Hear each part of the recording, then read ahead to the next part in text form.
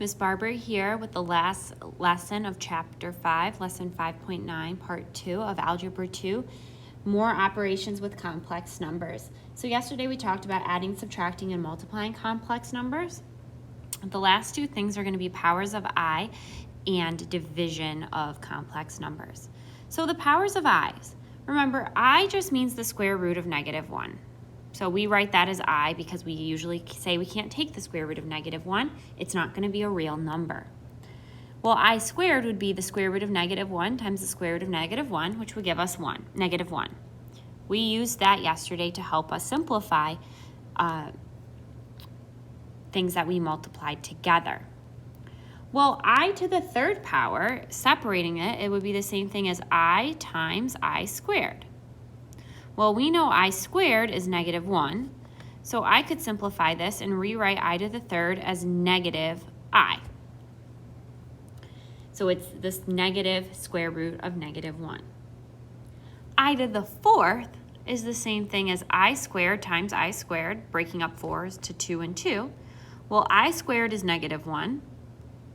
I squared is -1. -1 times -1 is going to give me an answer of 1. Well, obviously 1's a really easy number to multiply because 1 times anything will just be itself. So for all of these, when I give you powers that are really high, you want to figure out how many times is 4 going to go into it. Because 4, I to the fourth, is 1, which makes it super easy to simplify. We'll come back up to this box here once we try a few. So example 1A, I to the 54th. Remember I said you want to see how many times I to the fourth, which is 1, goes into 54. Well, 54 divided by 4, so each of these you're going to divide by 4. When you divide 54 by 4, you get 13.5. Meaning 4 goes into 54 13 full times. 4 times 13 is 52.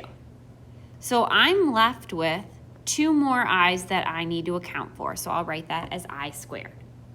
So again, 4 times 13 is 52. So I to the fourth to the 13th is I to the 52nd times I squared would give me 54, breaking it up. I to the fourth is just 1, and 1 to the 13th will just be 1 times I squared. And we know I squared is -1. Well, 1 times -1 will just give me an answer of -1. So I to the 54th is the exact same thing as -1. So for each of these, you're just going to divide by 4 to figure out how many times 4 is going to go into it. 72 divided by 4 is 18. So this is divided evenly. So I to the fourth, if I do that 18 times, this is the same thing as 1 to the 18th, which is 1. So I to the 72nd is the same thing as 1. We could keep doing that. In my next one, if I divide it by 4, I'm going to get 3.25, excuse me.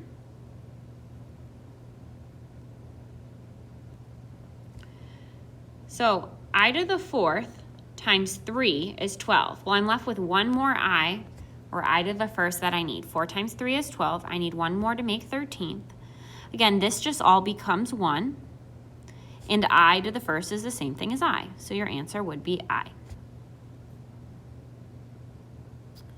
93, again, divide by 4. How many times does 1 go into it? 93 divided by 4 is 23.25. Meaning I to the fourth to the 23rd is going to be 92. And I have 1 more I, or I to the first, I have to make up for. I to the fourth to the 23rd is 1. 1 times I is I. So that would be your answer. Notice when we're dividing by 4, you can get different decimal answers. You could end with a 0.5, you could end with 0 at the end, or a 0.25 like we did here. So a shortcut is what I'm writing up here. So a shortcut is when you divide your exponent by 4, if you get no decimal, meaning you get a whole answer, that means that I to the 4th goes into it evenly and your answer is just 1. If you get 0.25, that means you're left with 1 I, so your answer would just be I. If you get 0.5, that means you're left with 2 i's, which is I squared, which is the same thing as -1. And if you're left with 0.75, that means you're left with 3 i's, or I to the 3rd, which is -I. So you could just divide your exponent by 4, and based off of what you end up with, it'll be one of these 4 answers. So letter E, I have 15. If I divide 15 by 4, I'm going to be left with 3.75.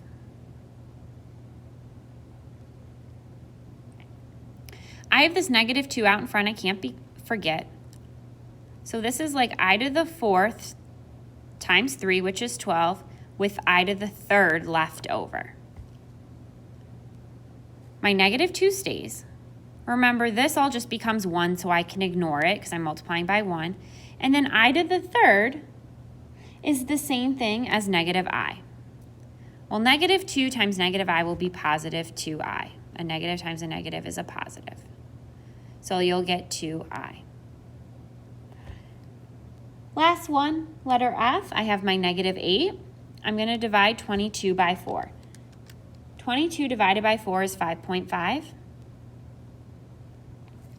So you could also look back at your chart. I know a 0.5 is going to end up as a -1 for my I. So you could substitute -1 in there. So you still have your -8. And then your I to the 22nd becomes -1. So your answer is +8. So that's powers of i's. The last thing we have to talk about is the division of complex numbers. And in order to do that, we're going to have to talk about what a complex conjugate is.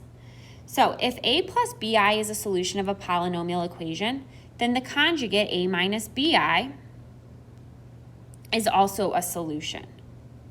So it's real plus or minus the imaginary. So my imaginary was positive for plus bi, it became negative for minus bi. So opposite imaginary is your complex conjugate.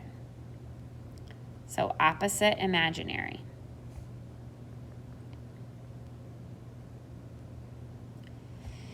And we're going to need to use that fact because just like you're not allowed to have square roots in the denominator, you're not allowed to have imaginary roots in your denominator of your final answers.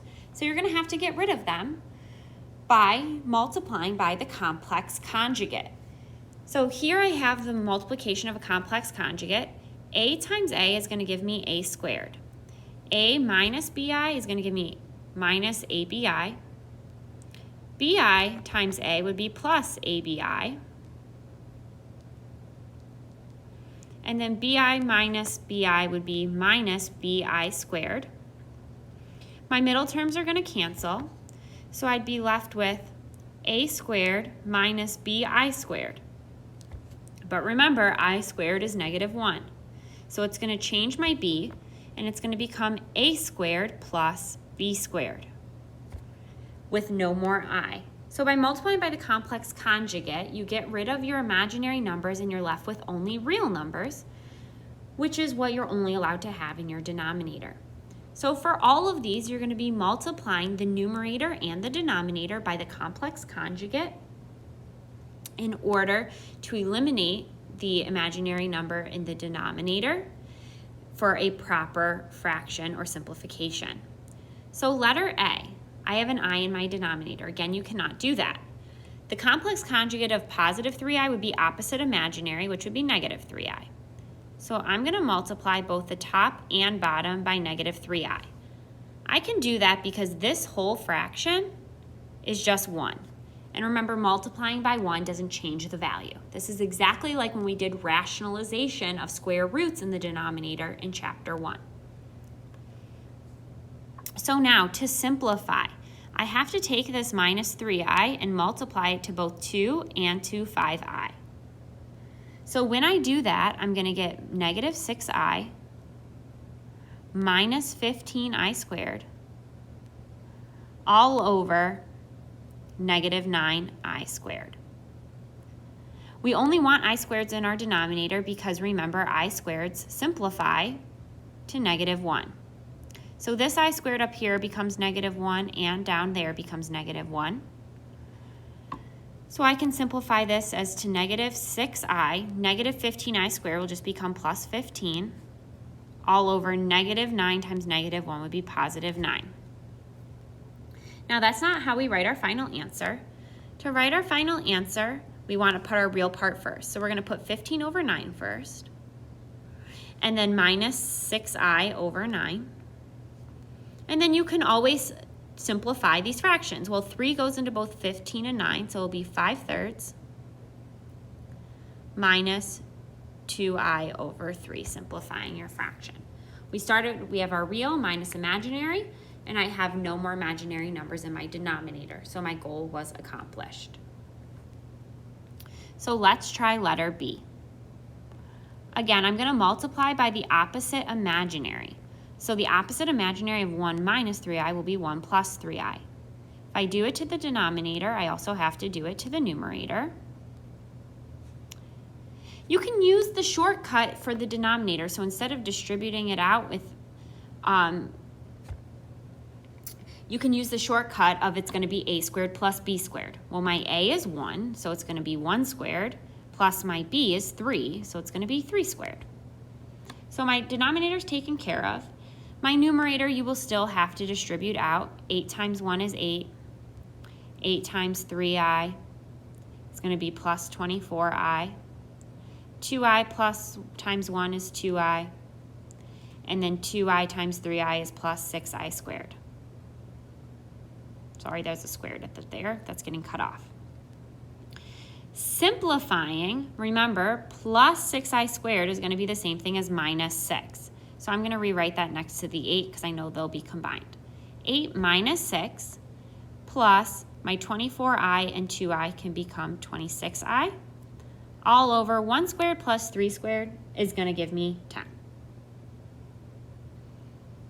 8 minus 6 is going to be 2. So I can rewrite this as 2 plus 26i over 10. And remember, we want to separate it and simplify. 2 over 10 is the same thing as 1 over 5, plus 26 over 10 is the same thing as 13i over 5. So that will be your answer.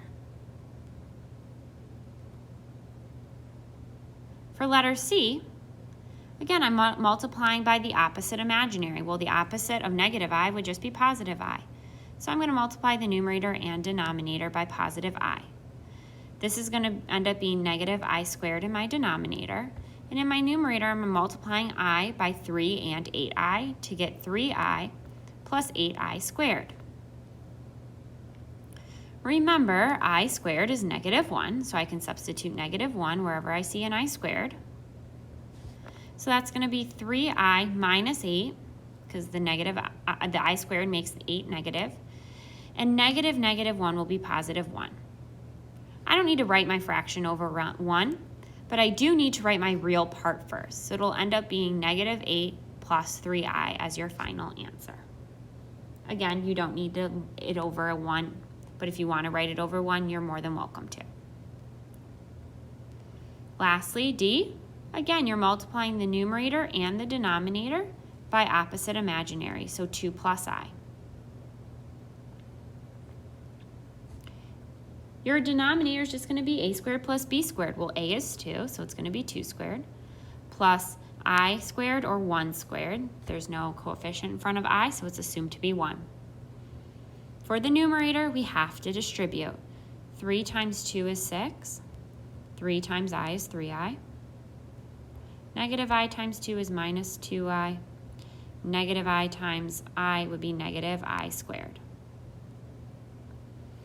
Remember, I squareds are negative 1. So wherever you see an I squared, you can substitute in a negative 1.